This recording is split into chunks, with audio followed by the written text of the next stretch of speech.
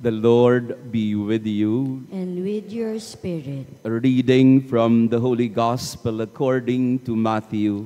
Glory to you, O Lord.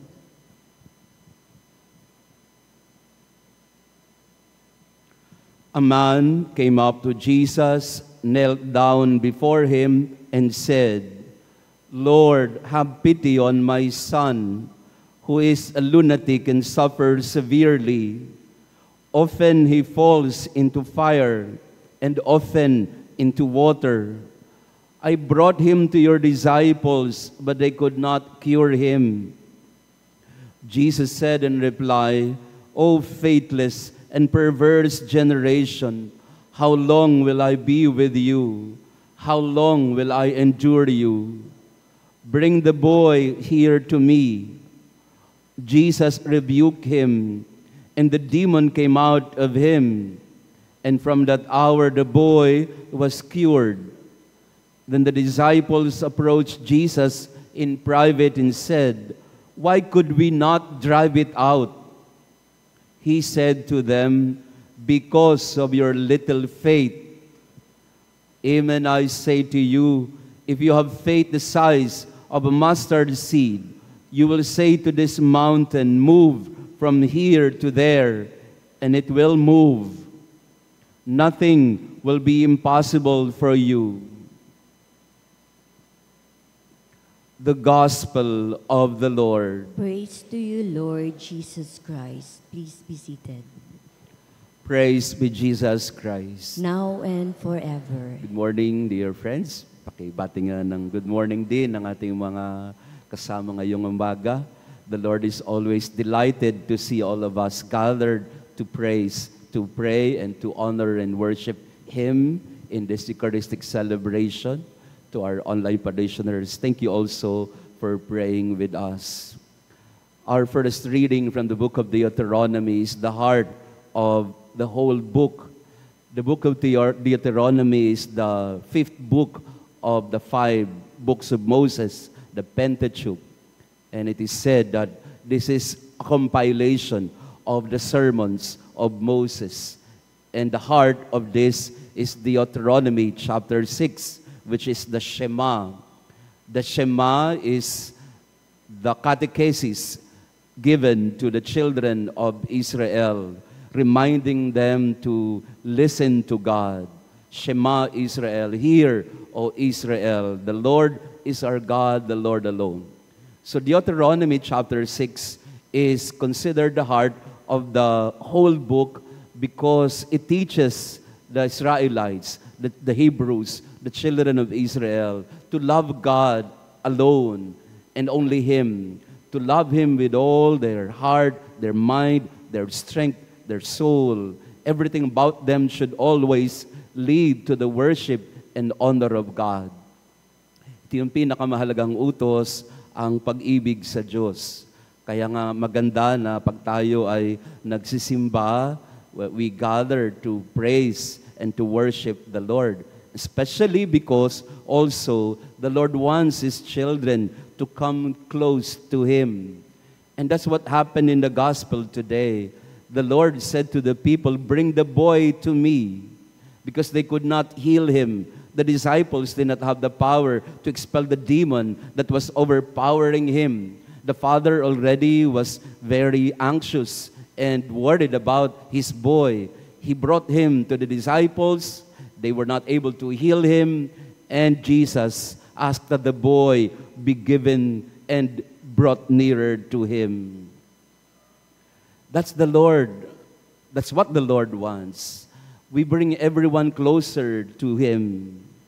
Kaya I'm happy that you are here, no, mga kids, no, from Asilo, lalo, no. Thank you that you are here, and other young people. The Lord wants you to be closer to Him.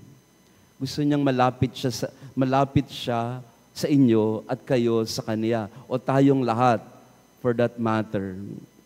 Kaya lang, ang hadlang ay little faith. Gusto ng Panginoon na mahalin natin siya, pero nagkukulang ang tao sa kanyang pananalig sa Panginoon. And so Jesus rebuked the disciples, "O you of little faith."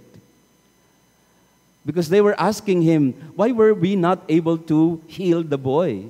You did not give us enough power to heal him. Why did you not share with us your power to heal?" And Jesus had to remind them, because of your little faith. You don't need to have a big faith. You just need the faith of a mustard seed, and you can do the impossible. Nothing will be impossible for you if you have that kind of faith. Not because faith must be humongous or large or so big, but it must be pure and undivided. The faith that Jesus requires of us is not a demonstrative faith. It's really more of a faith that is dependent and trusting in Him. An authentic faith that comes from the heart, from the soul, from within, from the mind, trusting in God's power. This is the faith that He asks of us. Let us believe in Him, trust in Him, surrender everything to Him. Minsan po, in our Thursday healing prayers, one of our parishioners approached me after the Mass and said to me, "Father, I'm suffering from stage 4 cancer and I will be going through my treatment. Please pray over me." And nasabi ko sa kanya, "Sister, would you like to come back? Pupunta po rito si Father Momoy. He will have a healing session. And you can also wait for Father Hernando. So Hernando, he's also a healing priest. Come back and then we can have a healing prayer with him." Mga healing priest po ito that I'm trying to invite to the parish so that we can have an experience of healing. Sabi niya, nagalit sa akin, "Ano ko ba, Father? I did not come for them, I came for you." Sabi ko, "Hindi po, nagsasuggest lang naman ako eh." And then she rebuked me. Bigla akong natauhan, para niya akong binatukan. Sabi niya, "No, Father, don't always refer to them. You also have a healing power because you're a priest." Nagagalit na siya sa akin. Sabi ko, Opo. "Oh, you also have a healing power because you're a priest. Your hands have been anointed. So pray over me." Opo. Pray over ko na kayo. Pero nagbibiro lang naman siya. But she was trying to assure me, "Father, I came to you. So pray over me. Do not think that you don't have the power. You have, every one of us, because we are all baptized and anointed by the oil of chrism." Sabi ko, "Opo, thank you for the reminder." Sige, pray over mo na ako. Nag-pray over na kami. "Oh, Sister, ano po yung sakit nyo?" "Breast cancer." "Ano pong gagawin natin?" "Hawakan mo yung dibdib ko." "Hindi ko po pwede hawakan yung dibdib nyo kasi she's a senior already. Huwag kayong magmali siya, no? So, sige, Father, pray over mo na ako. We were just, joking around, but in reality, she really reminded me, "Oh, you little faith. Oh, you priest of little faith." Wala kang tiwala sa sarili mo. Lagi mo nare-refer sa mga healing priest. Hindi, ikaw din, may kakayanan ka din. And so she reminded me strongly, rebuked me about it. And perhaps the Lord would want to rebuke us today. You also have the power to be healed. Not just the healing priest, but all of us.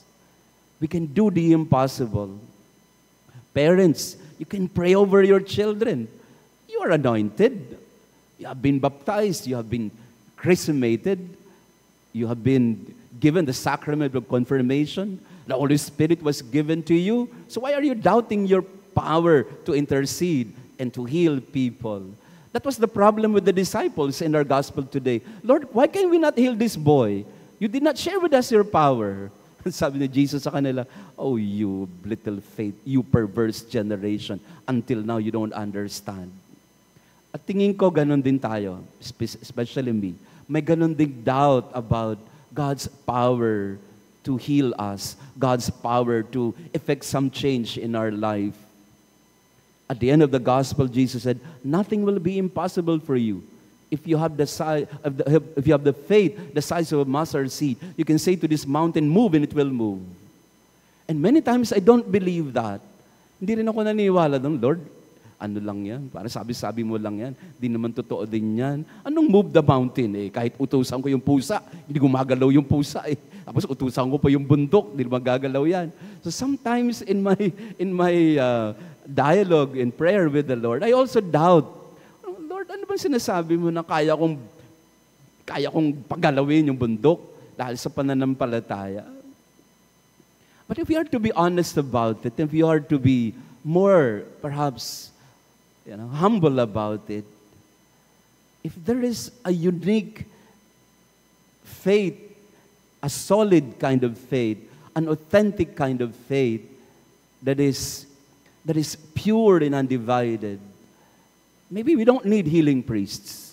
Maybe all we need is that pure and undivided trust in the Lord, who tells us nothing will be impossible for you if you have this kind of faith. If you love me with all your heart, with all your soul, with all your mind, and perhaps you can say to the mountain, move, and it will move.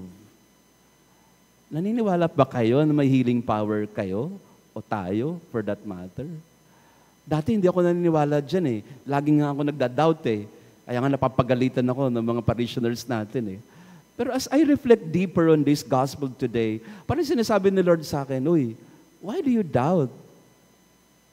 Why do you doubt in God's power and ability to work through you and in you? Hindi naman ikaw yan It is your faith. It is your faith that will move the mountain.